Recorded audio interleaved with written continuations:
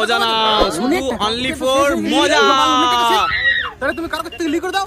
লোকের কাছ থেকে নিয়ে করে দিলে তো লোকের টাকা, লোনের টাকা কি করে? 50 তোমার টাকা। কিসের টাকা চাই বলো? লোকের টাকা না লোনের টাকা?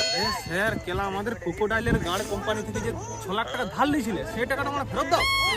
আইফোন? সোজা তুই বুঝতে পারছো না কেন? আমি চারদিকে বিলে নিয়েছি টাকাটা, খরচ করে দিয়েছি, আমি কোথায় পাবো?